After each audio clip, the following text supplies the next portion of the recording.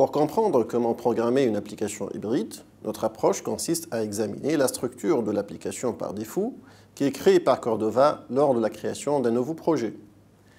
En fait, on a déjà évoqué la structure des répertoires dans un projet Cordova. On a précisé qu'il y en a le répertoire www qui va contenir notre code source. Sous le répertoire www, en plus des répertoires CSS, EMG et JS, on trouve dans chaque répertoire les fichiers sources de l'application créée par défaut par Cordova. En effet, nous allons trouver tout d'abord le fichier index.html directement sous le répertoire www. C'est là que nous sommes appelés à créer notre application et c'est le fichier qui sera exécuté par le WebView au lancement de l'application. Le code source, c'est évidemment du HTML5. Dans le code source, certaines parties méritent justement notre attention. En particulier, dans la partie head, vous pouvez remarquer la présence de la fameuse balise de métadonnées de paramétrage du viewport. Dans cette balise, l'application par défaut précise que l'interface de l'application ne peut pas être zoomée et que la largeur du viewport doit prendre celui du dispositif mobile. Dans la plupart du temps, on va garder cette balise.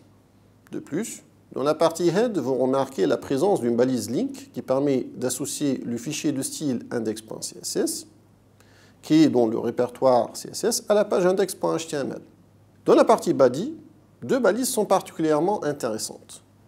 Je parle des deux balises script qui permettent justement de faire appel à deux fichiers JavaScript.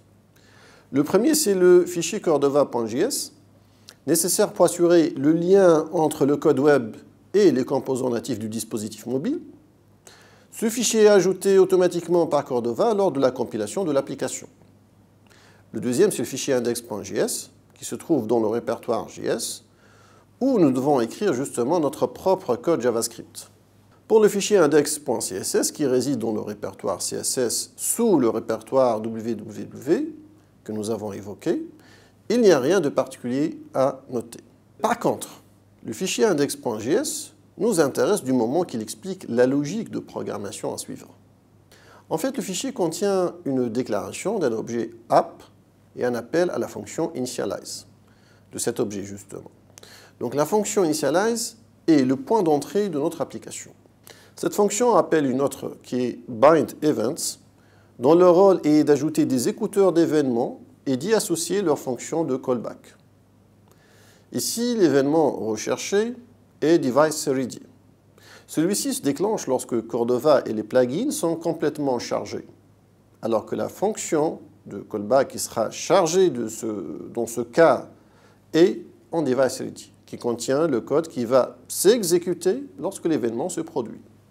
Ainsi, toujours, on va suivre ce modèle de programmation. Tout d'abord, il faut attendre l'événement device-ready pour faire quoi que ce soit.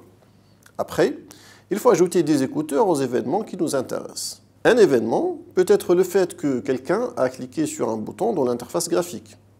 Et la fonction de callback associée va effectuer le traitement attendu par l'utilisateur suite à l'appui sur ce bouton.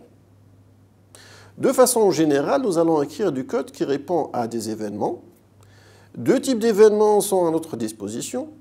Les événements JavaScript classiques, tels que click, et les événements Cordova, tels que device-ready, ou le fait d'appuyer sur un bouton physique de votre dispositif mobile. Vous voyez donc que la logique de programmation est assez simple et intuitive. Certainement, avec la pratique, vous allez vous familiariser davantage avec la programmation des applications mobiles hybrides. Finalement, je vous dis merci pour votre attention et au revoir.